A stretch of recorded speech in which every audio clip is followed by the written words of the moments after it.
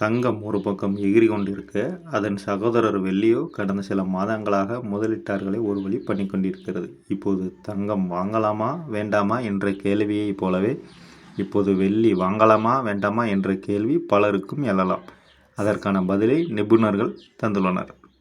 அது என்னங்கிறத இந்த வீடியோவில் முழுமையாக பார்க்கலாம். அதுக்கு முன்னாடி நம்ம சேனலை சப்ஸ்கிரைப் பண்ணியிருக்க நண்பர்களே, வாங்க வீடியோக்குள்ளே போகலாம். கடந்த 2025ஆம் ஆண்டில் மட்டும் ஒரு அவுன்ஸ் வெள்ளியின் விலை சுமார் 144% வரை எகிரி முதலீட்டாளர்களை ஆச்சரியத்தில் ஆழ்த்தியது. பொருளாதார மற்றும் அரசியல் நிச்சயமற்ற சூழலால் பாதுகாப்பான முதலீடாக கருதி பலரும் வெள்ளியில் தஞ்சம் புகுந்தனர். அந்த வேகம் 2026 ஜனவரியிலும் தொடர்ந்தது. ஒரு அவுன்ஸ் வெள்ளி $121 என்ற புதிய உச்சத்தை தொட்டு சாதனை படைத்தது. ஆனால் அந்த மகிழ்ச்சி நீடிக்கவில்லை. ஏப்ரல் மாத தொடக்கமான தற்போது உச்சத்தில் இருந்து 38% சரிந்து வெறும் $75 என்ற அளவில் வர்த்தகமாகி வருகிறது. திடீரென வெள்ளி விலை இப்படி சரிய காரணம் என்ன?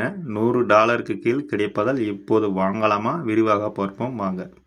தங்கத்தை போலல்லாமல் வெள்ளியின் விலை அதன் பயன்பாட்டை பொறுத்தே அமைகிறது. மின்னணு சாதனங்கள், உலோக கலவைகள் மற்றும் சோல்டரிங் போன்ற தொழில் துறைகளில் வெள்ளியின் பயன்பாடு மிக அதிகம். தற்போதைய மத்திய கிழக்கு நாடுகளின் பதற்றம் மற்றும் கச்சா எண்ணெய் விலை உயர்வால் உலக பொருளாதாரம் மந்த நிலையை சந்திக்கலாம் என்ற அச்சம் எழுந்துள்ளது. இதன் விளைவாக தொழில்துறை உற்பத்தி குறைந்தால் வெள்ளிக்கான தேவையும் குறையும் என எண்ணி முதலீட்டாளர்கள் வெள்ளியை விற்று வெளியே வருகின்றனர். வெள்ளி சந்தையில் முதலீட்டாளர்களின் பங்கு வெறும் 21% தான். ஆனால் தொழில்துறை நிறுவனங்கள் மொத்த விநியோகத்தில் 50%க்கும் மேல் பயன்படுத்துகின்றன. இதில் முக்கிய திருப்பம் என்னவென்றால், உலகின் 2வது பெரிய வெள்ளி ஏற்றுமதியாளரான சீனா கடந்த ஆண்டு சில ஏற்றுமதி கட்டுப்பாடுகளை விதித்தது.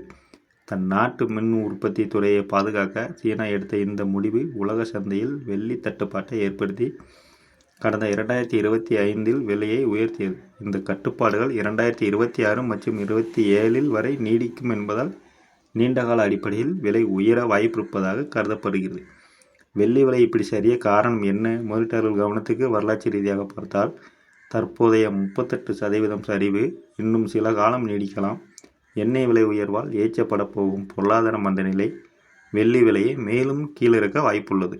ஆனால் நிபுணர்களின் அட்வைஸ் என்னவென்றால், நீங்கள் இப்போது வெள்ளியில் முதலீடு செய்ய திட்டமிட்டிருந்தால் குறுகிய கால லாபத்தை எதிர்பார்க்க வேண்டாம். குறைந்தபட்சம் 10 ஆண்டுகள் அல்லது அதற்கும் மேலான நீண்டகால இலக்கு இருந்தால் மட்டுமே இந்த டிப்ஸை பயன்படுத்தி முதலீடு செய்வது புத்திசாலித்தனம். கையில் காசு இருக்கிறது என்பதற்காக உடனே வெள்ளி எடுக்காமல் சந்தையின் போக்கை உன்னிப்பாக கவனிப்பது அவசியம் என்று நிபுணர்கள் அட்வைஸ் கொடுத்திருக்கிறார்கள். நம்ம சேனலை மறக்காமல் சப்ஸ்கிரைப் பண்ணியிருக்க நண்பர்களே.